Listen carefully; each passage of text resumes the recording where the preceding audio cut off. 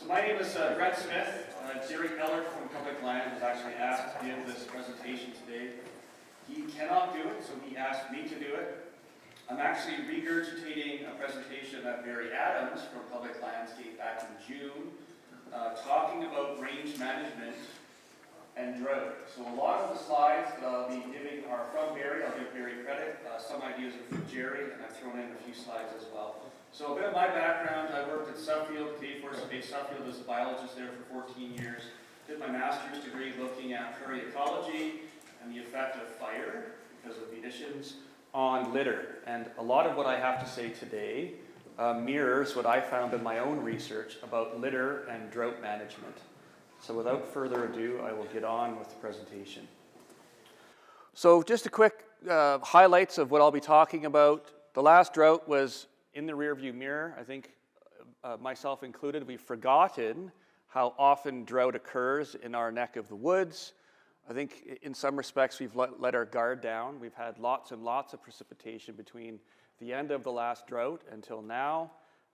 Look at how how management priorities change during drought, what we can do to the extent that we can in terms of managing livestock in drought, and asking the question, and I think we've got some clear answers now from the province in terms of their monitoring, how management makes a difference in terms of how fast pasture land recovers, and the idea that we can use range health to monitor the condition of our grazing lands going into drought. So this is precipitation data for the Medicine Hat Station. You saw some precip data before. This goes back to 1890 to present, looking at annual precipitation, the black bar indicating average precipitation. And this kind of freaked me out, but if you look at the frequency of drought, typically once every 10 years, once every 20 years, we have a pretty severe drought. Going back to the beginning of the 1900s, we had an 8 or 9 year drought, and then starting around 1915, right until the 1930s, we had a decade-long drought, if not longer, looking simply at precipitation. And then, of course, we have in the 60s, the late 80s, and then in the early 2000s, we have more drought. So drought in our neck of the woods is something that we have to manage for and deal with, and it's certainly not predictable, but it happens at a regular occurrence of between 1 in 10 years and 1 in 20 years. So the neat thing about the province, there's a map on the left with red dots showing rangeland reference areas. And so for each of those dots, information is collected on productivity, how much grass is produced, litter, so how much dead material there is on the ground, both in a completely excluded situation. So the top picture represents a completely ungrazed area within those reference areas. And then the bottom picture represents where we have grazing, but there's actually some cages set up so that we can measure litter in the presence of grazing. So this helps us in terms of drought monitoring because we can actually see from this data that's been collected at all those red dots what's happening in relation to precipitation and drought. So I'm going to look at the Rainy Hill Station. This is one of the many that the province monitors. It's actually west of CFB Suffield. The pictures on the right and the bottom here are pictures taken during the 2001 drought. And the graph on the left is the actual measurement data that the province has collected from that exposure data. So it's really noisy, but the black line, for interest's sake, represents our mean annual precipitation. The green line represents annual precipitation. The blue line is showing us how much grass is produced at that station. And the red line is showing us how much litter is being produced. So if you look at it, there's about a 1 year lag between when grass is produced and when litter is produced. But the really interesting thing is when we had our drought, this area right here, I'll bring up the next little circle to draw your attention to that spot. That's really what we're interested in, is what happened to productivity during that drought at our reference station. And you can see right away that grass yield crashes during those years where rainfall was lower, and also our litter crashes. So we had below average precipitation from 99 to 2001. We had, as a result of that, we had below average grass yield from 2000 to 2002, so a little bit of a lag, and below average litter from 2000 to 2002. Right after that, we had massive rains in 2003. So we had 2+ years of drought preceding a really, really dry year, and then in 2002, we went from anywhere, depending on where you were in southeast Alberta, anywhere from 92 to 170% of precipitation. So you would expect to see a resurgence of biomass and litter production.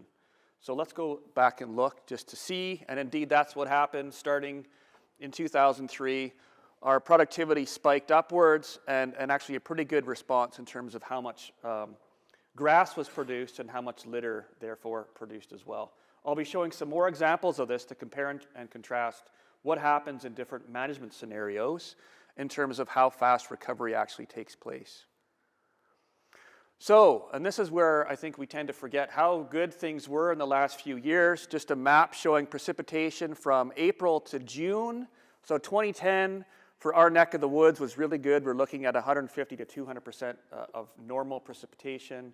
2011, a bit drier to the north of us, but we got along pretty good, anywhere between 115 and 150% around Medicine Hat. 2012, much the same thing. 2013, much the same thing. Now it's more dry in the PA area of Saskatchewan. 2014, we're still getting by between 85 and 115%, so we're getting close to average.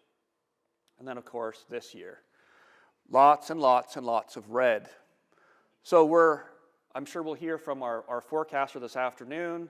Looking at climate data, at least from my understanding of things, and I'm sure we'll hear more about it, it is likely that we're going to see dry conditions going into next year. So, in terms of drought management phases, what can we actually do? Well, there are some things in terms of management we can do to prepare for drought, things that we can do as we hit drought, and most importantly, how our range looks going into drought will dictate our recovery from drought.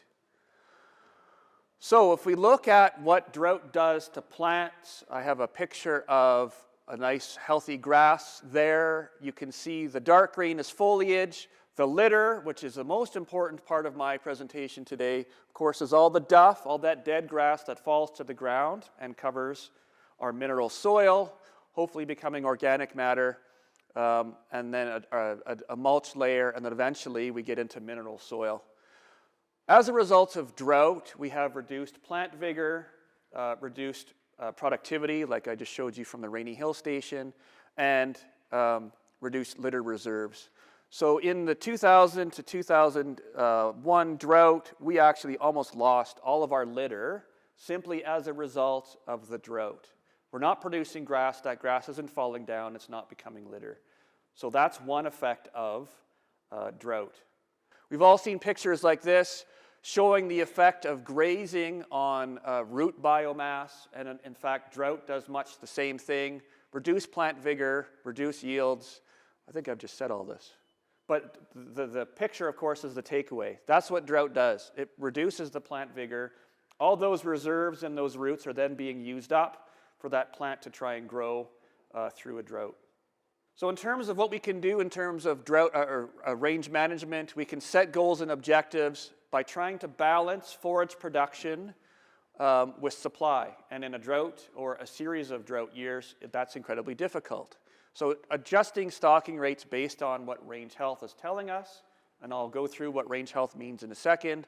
Other things that we can do, controlling the season and the frequency of grazing, using planned grazing rotations, and things like distribution practices, changing salt locations, water locations, things where we can manipulate where cows are going across the landscape.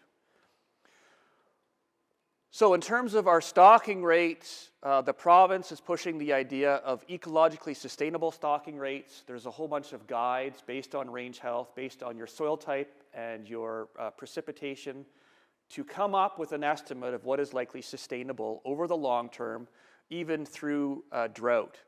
This is the most important thing. The old concept was take half and leave half.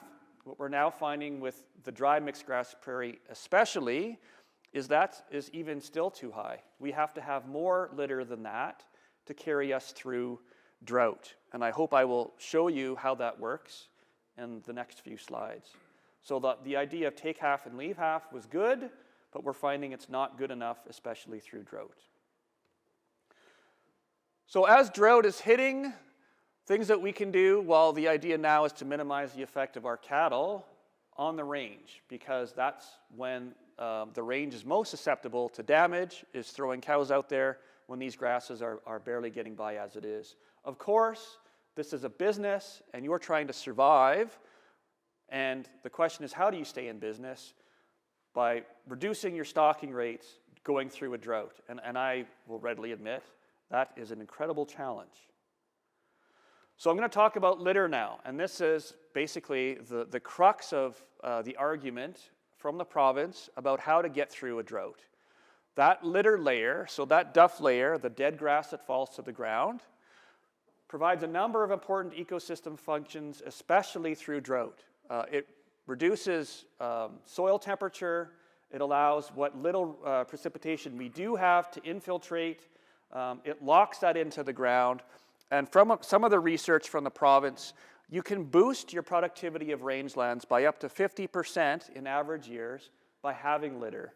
Similarly, in dry years in the foothills, you can increase the productivity of your grasses by up to 30% just by having that litter layer. So this is an animation that Walter Wilms from the research station in Lethbridge put together, just demonstrating that idea. So on the left, we have a bunch of grasses growing in the absence of litter. And on the right, we have this litter layer represented in yellow. And as a result of that litter, we have more root biomass, and those roots can tap into the moisture that is not available to the grasses on the right. And as a result of all of this, we have increased evaporation because we have more bare soil where we do not have litter. Conversely, we have less evaporation, so we're not losing as much water in a drought when we have that litter layer there. So as the research has shown, in average years, when you have that litter layer, you can boost your production of grasses by up to 50% just by having that litter layer there. And importantly, they've also found, and this was the crux of my research at Suffield, during a drought, grazing serves the same kind of outcomes as fire. You're basically increasing the amount of bare ground, and as a result, you're increasing the soil temperatures. You're essentially cooking that ground, and you're reducing the amount of water that the soil can hold. So what were the industry responses in 2001? Well, there was a number of different outcomes. Extended feeding, so bringing feed in from Saskatchewan and Manitoba. Deep culling. Early marketing, where it was possible to lose calves. Moving livestock, and I heard this, wholesale moving livestock right into Manitoba. Getting rid of herds using the federal tax provision. The end result, of course, is that because of this drought, we did not have enough forage to maintain the livestock herds that we had. So we talked about what the industry did. As individual farmers, there are some options, although they are somewhat limited. Delaying your turnouts, early roundups, grazing for the breeding period only, lowering your stocking rates, changing your livestock watering programs to change the distribution, so where your cows are actually going. And we saw this a lot, of course, in 2001, 2002, complete destocking of pastures, which of course is not necessarily a viable option for business. So, the issue, of course, with drought and then throwing in cattle grazing on top of a drought is you see the cumulative and long-term effect of changing not only species composition, but changing the functions and productivity of your grassland. So a picture on the left represents a healthy rangeland. Picture on the right, not as healthy and less resilient to drought. So of course, the question I'm sure you want to ask me is, does management actually matter while we're going through a drought? And I would like to convince you that yes, it does matter. So some of the things that we don't have control over to some extent, but do have a role to play in recovery after drought. Climate, so precipitation and heat, we cannot control. But we can control range condition going into the drought. We can also somehow, to the extent that we can, affect management changes during the drought so that we're set up in better shape for our eventual recovery. So I'm going to show some pictures, some demonstrations of these rangeland reference areas, some in bad health, some in good health, and we'll compare productivity as we're coming out of the drought in 2001. But the visual takeaway is the picture on the left represents a well-managed pasture, and as we come out of a drought, rangeland that looks like the pictures on the left will come out of that drought much better and much quicker than pictures on the right, where we have lower rangeland health. Of course, when we're talking about rangeland health, we're talking about how Alberta measures rangeland health. There was a publication in 2002 in the Cattlemen's Association, the Cattleman magazine, talking about litter. And litter is one of the most important things that we measure in range health. So there's a new worksheet that the province has produced. There's 5 questions on the worksheet that ask you, and I'll go through what the questions are in a second, ask you questions about your rangeland and help you assess the health of your rangeland. And of course, like I said, one of the key indicators is the amount of litter. You can get a hand rake or use your hands. You rake up a 1/4 meter square area, and visually you can determine how much litter you've got by comparing it to the pictures that you see up there. The idea is the more litter you have, the healthier your rangeland. And we'll see some examples here now. So the 5 questions in a range health assessment are the types of grasses growing, so your plant community, the structure, so how much vertical structure do you have, how much litter you've got, how much bare soil you've got, and the types of weeds that you got.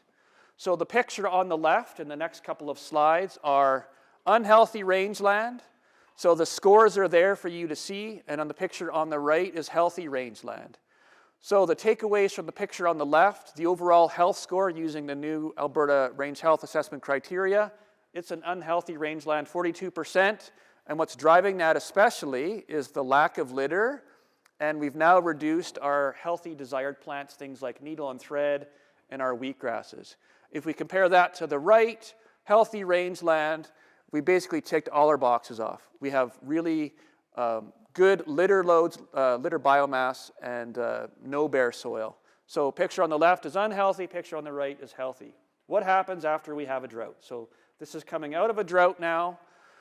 So measuring through those rangeland reference areas, we're now looking at rough fescue western porcupine grass community.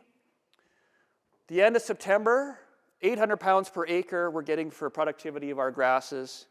On our unhealthy site, on our healthy site, more than triple that, 2,600 pounds. If we look at the amount of litter, 30 pounds per acre, which would still score unhealthy on the left, and 1,500 pounds per acre of litter on the right. So that's one example. Now coming out of a drought, having well-managed pasture, the time of recovery is much faster. Another example now, we're now looking at plant community closer to what we have in Medicine Hat. Northern wheatgrass, needle and thread. Again, the picture on the left is, in this case, healthy with problems. So 53% range health. Again, perfect health on the right. What's really driving that? Again, a lot of it has to do with a lack of litter and some change to the plant community structure. So we have less of our desirable plant species growing on the left, and we have all the things that we want on the right. So what does it look like as we come out of drought again? So grass yield on the left at the end of September, 1,100 pounds per acre, and then again, double that, 2,500 pounds of grass production in our healthy site. And the results are again comparable in terms of litter biomass. 60 pounds per acre on the healthy with problem site, and 1,000 pounds per acre of litter on our healthy site. So if we're looking at scoring those, this would still be likely scoring as 0. There's not enough litter there to make a difference yet. So this is what recovery looks like when you have well-managed rangeland going into drought, having lots of litter to protect productivity. So things that we can do, minimizing the effects of drought begins with having a sound range management plan, and the idea that we're managing for drought, having enough litter carryover to get us through those 2, maybe 3 years where we have below average precipitation, and the idea that range health assessment is one tool of giving us an idea of how our pasture looks going into that drought. So just a couple of quick pictures to get an idea of what the range health assessment would say. In this case, we're running on empty. If we're going into a drought with a rangeland that looks like this, we're not going to have enough litter, we're not going to have enough productivity to get us through those 2 or 3 years. Running in the bottom half, so we have more grass growing, but still not enough litter to get us through drought.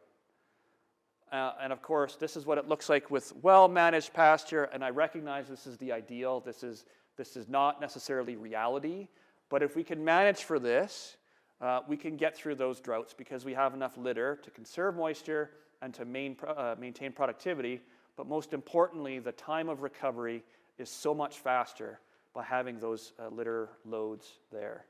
I just wanted to talk quickly about fire on the prairies because I think the takeaway, so this is the research that I have done, they were published in the Rangeland Ecology and Management last year, have much the same importance as when we talk about grazing. So a study we did at Suffield looked at changes in species composition as a result of fire.